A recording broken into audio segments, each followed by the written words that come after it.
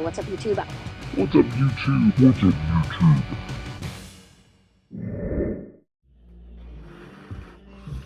Brrr! What's up, YouTube? I'm Rudley. Welcome back to my channel. Fruit blends suck, don't they? They don't have to, though. So, like, I know I've said that like a billion times before, that fruit blends are something that is like just kind of misses me. Even since I very first started, you know, that first day when Kitty and I walked into the vape shop and we were trying all that different stuff, you know, we probably tried like 30, maybe even more than that, different juices at the juice bar. That doesn't exist anymore, thanks COVID. The fruit blends, they just kind of miss with me, you know, like I like beverages, I like fruity beverages, but they tend to have a lot of body, and there's a whole lot more going on there than just the fruit part of it. And, you know, when I got these flavors from Chef's Flavors, Custard Premium kind of unlocked this thing about fruit blends. You can use 1% of Custard Premium with boring fruit blends and really give them a whole lot more texture without, you know, making them into a beverage, without making them into a bakery. And it just does just a little bit for that texture. And a few days of steep time, you can make a really, really good fruit blend.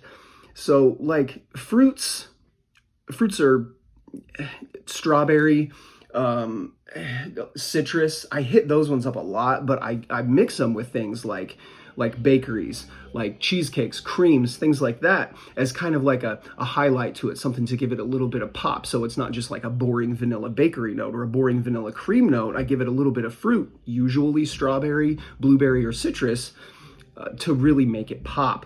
But I also really, really like melon, specifically Capella Cantaloupe. I think that flavor is tremendous.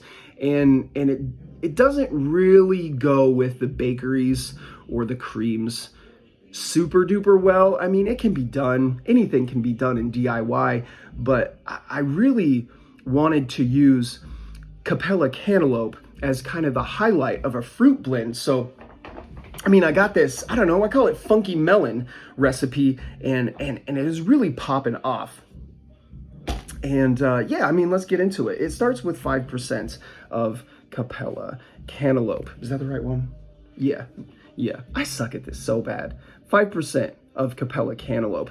This flavor is really sweet. It's really juicy. It tastes like cantaloupe. Cantaloupe is that, you know, that orange seedy melon with the kind of like rough skin on the outside. You see it a lot at buffets. And, you know, with melons in the real world, they're either hit or miss. Sometimes you get a really, really good melon and it's soft and sweet and juicy and flavorful. And sometimes you get a not so good melon. And they tend to be, you know, crunchy and watery, not very sweet, not very good. Capella Cantaloupe is one of those good melons, and I think that it really sets this juice off. It, like I said, it's the highlight of funky melon, and I really like to pair these, you know, Flavora bottles that suck.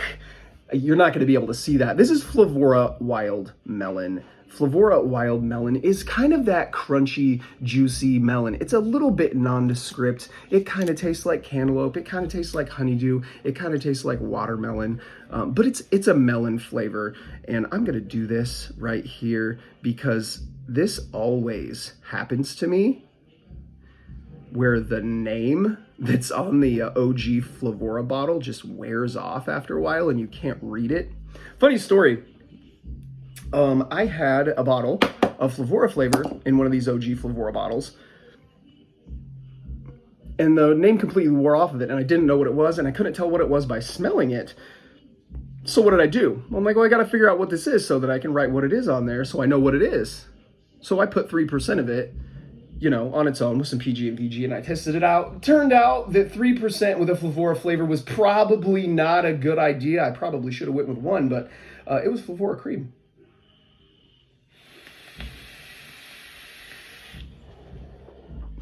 3% of Flavora cream is pretty spicy, and I don't recommend going up that high with it.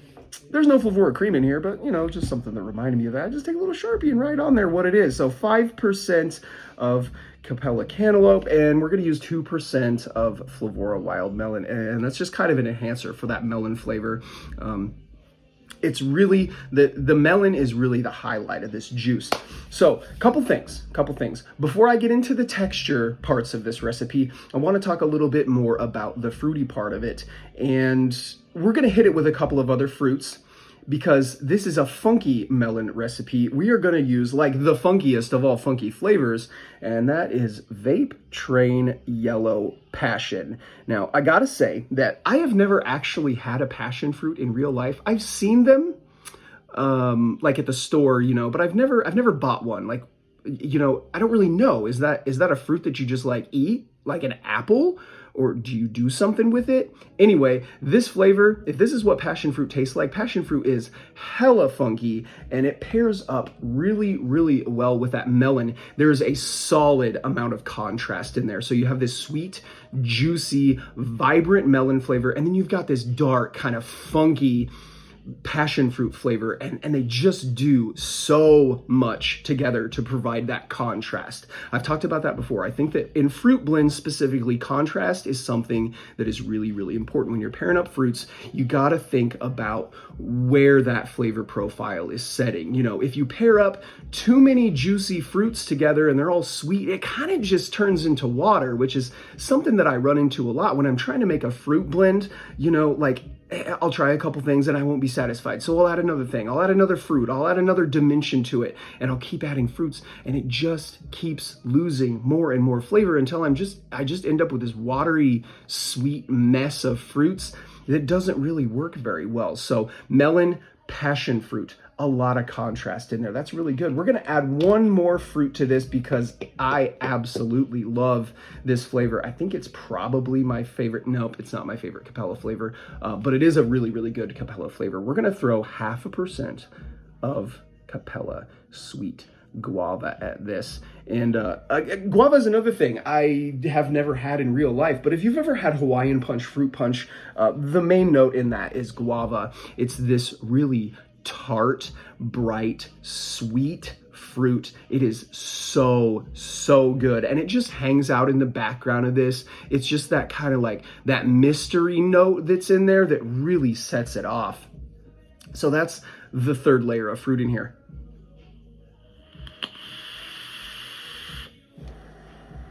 Vape break. Yeah. Funky melon. We're not done yet. We're going to hit this with a couple more things that's going to add some richness. It's going to add some texture.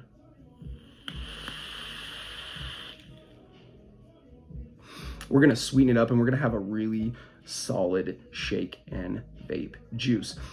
3 more things. First thing is, well, you know, I already mentioned this. FA Custard Premium. So when I tried this after I got it a couple of months ago, it doesn't scream custard to me. It's like a medium thickness cream, and it does a lot for texture. You can push it up a little bit more as like a really good custard enhancer, a really good cream enhancer, but we're going to use it in here at 1%, and it's just going to give that kind of like background creamy texture that the fruit is just going to lay over the top of, and it's really going to fill out those missing notes in it. 2 more things. Well, one more thing, and then we're going to talk about sweetening this recipe up. So 1% of Capella Hibiscus. So Capella Hibiscus is like this sticky, sweet, almost floral note, which I think, you know, that's what hibiscus is. It's a floral note. 1% of that in here is going to add this sticky, sweet texture to it. It's going to help sweeten it up a little bit. It's really going to brighten up those fruity flavors. ML Nikon, I don't know how to say that. I think it's ML Nikon. Emily from Noted came up with that a long time ago. You know, 0.5% of Capella Hibiscus, or is it 1/4%? No, it's 0.5% of Capella Hibiscus and 1/4% of Capella Super Sweet is the slushy effect. And that's kind of what's going on here. You give it that sticky sweetness, sweetens up it a little bit, but it also adds to the flavor profile of it. Now we come to the actual sweetening part of this. 2 things, because I hit this with 2 sweeteners. The first one is not something that you're always going to think about as a sweetener, but I think that when you're doing a fruit blend, FA Marshmallow is a really good sweetener because it does that same thing, not same thing, but a similar thing to hibiscus, and that it adds some sticky sweetness, but this sticky sweetness is a little bit more chewy. There's a little bit more texture there, and 1% of FA Marshmallow I think is a solid sweetener for a flute bin because it adds to the texture. I also did use in this bottle 1/4% of Capella Super Sweet in there just for some sugar lips. I think that, when you have a, oh my goodness, I'm knocking things over. I think when you have a fruit blend, you kind of need to put some Capella Super Sweet in there because fruits are sweet. It's certainly not something that you have to put in there, but I do like my fruit juices to be a little sweet.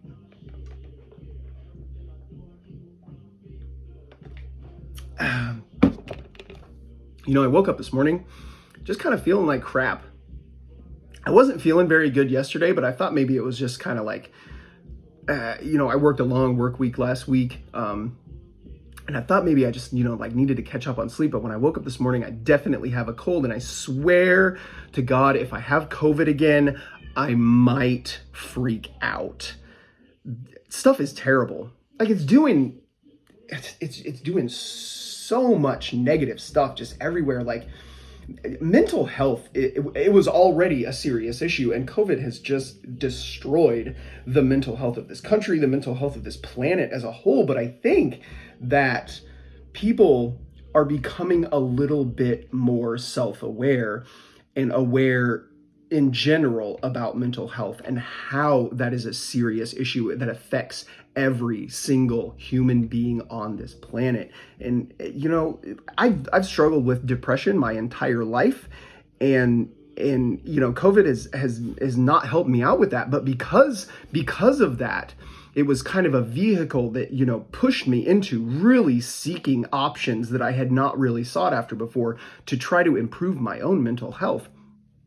And I was thinking, do you think that like mental health affects every aspect of your life? Like music, for example, if I'm feeling a certain way, I want to listen to a certain music. If you're feeling happy, you want to listen to a certain music. Everybody has like a repertoire of musics that they listen to, and most people have a pretty wide range, be that as it's, maybe stays in the same genre, or maybe they branch out a little bit more. Like me, I listen to just about anything and everything, but it entirely depends upon what kind of mood I'm in. Do you think that same logic applies to mixers? Do you think that your mixing attitude, or what you want to mix, or what you want to taste, changes based upon your mood? There's times that we all wake up, and we don't have juice and we have to make something. Do you think that your particular mood on that day is going to affect the flavors that you pull out and choose to put in your recipe?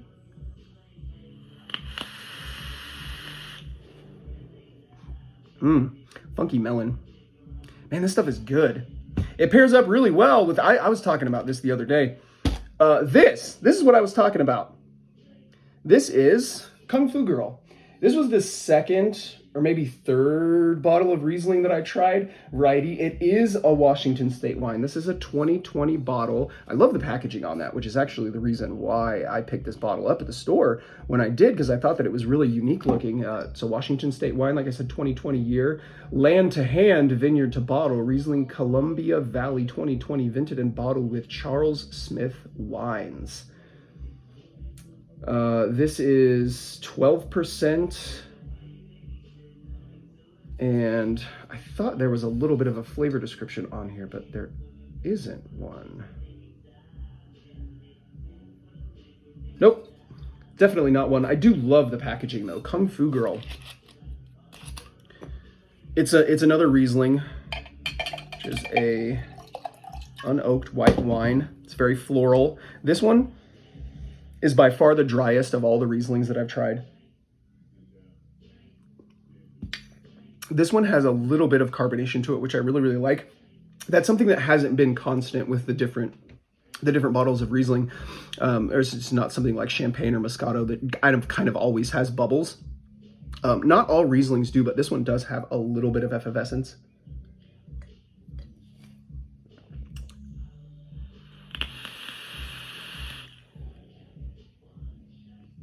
It goes really, really well with this juice. The apricots are really popping off on this. That's something that with each bottle of Riesling that I've tried, apricot, pear, apple, those are some things that are kind of always in the notes of there. But this one, it has a really prominent lavender note, which is not something that I have found in any other Rieslings that I've tried. And that floral note really kind of kicks this one up a notch.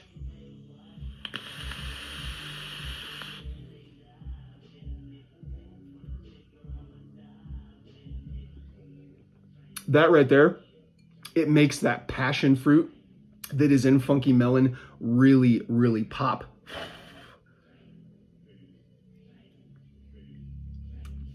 It enhances that lavender note. There's a lot of citrus going on in there too. I think it's orange, it's not lime, but that is a very dry wine.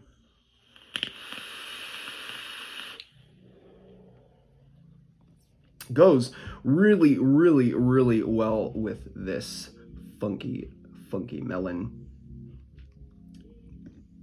Music, that's another thing. Like I kind of wanted to branch off and maybe make another channel where I just talk about music, but music is something that is different for everybody. Everybody experiences music differently.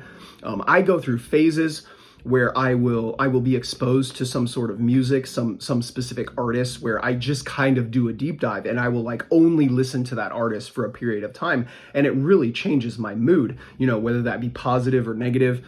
And then after a while, it starts to catch up with me and I'm like, hey, you know, I'm having these thought patterns where like, maybe this music is affecting me like on a super subliminal subconscious level. It's just like all forms of art. You know, it's all expression. Juice is an expression. You know, wines are kind of an expression as well. There's a whole lot of overlap there between mixing and wines that I really, really like. All that subtle nuance, all those notes. It's a lot of tasting and really finding what you like. Somebody said yesterday, you know, that, or not yesterday, but the other day that, you know, it's really hard to find a good wine that you like and you can stick with it because there's so many different ones to try. But I think that's kind of, you know, the thing is like, this is the second time, that I bought this bottle, and it's the only time that I've ever went back and bought a same bottle because I liked this one so much, but I also want to keep trying new ones and keep tasting those new notes and like there's so much intention behind it. It goes with, like I said, it's just a form of expression and it's really, really cool. It's really, really passionate. And I just appreciate the ever loving stuff out of it. Tattoo is the same way. You know, when I get tattooed, I've had some pretty unusual, not really bad, but I've had some unusual experiences with tattoo artists. Been tattooed by several different artists, and my most recent one, this one, the owl that's on my neck, I really, really connected with the artist that did it, you know, and I walked in there, never having been in there before, not knowing this dude, you know, we were going to talk about what I wanted, and he was under the impression that this was going to be kind of a small thing, and when I started to explain it to him, what I wanted and why I wanted it, the purpose behind it, we really connected on a molecular level, and that's something that I really, really like about tattoos. It's also something that everybody views a little bit differently, but for me, like, I want to connect with the artist and I want to become their canvas. So I walk in there with an idea, I talk about what I want, why I want it, but at the end of the day, I want them to do something that is in their wheelhouse because the resulting tattoo that I have to wear on my skin for the rest of my life is going to be that much better, as opposed to, you know, forcing them into locking into a style. You know, I talked to several people, several different artists when I decided that I wanted to get this one, and you know, they didn't click. And they didn't get it, you know, what I wanted. And Ramon Ortiz really, really picked up on what I was putting down. And I love the piece that he put on me. Might be because it's my most recent tattoo, but I honestly think that it's my favorite piece that I have on me altogether. Yeah, Kung Fu Girl, Funky Melon, Depression. This video has stretched on way too long, and if I haven't lost you already, I really appreciate you sticking around till the end. Listen, if I can do this, you can do it too. You can make delicious e-liquid, and you never have to worry about not being able to go down the street to get the things that you need to stay off of cigarettes.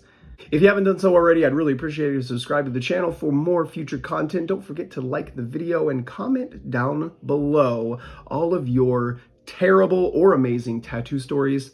I'll catch you guys in the next one.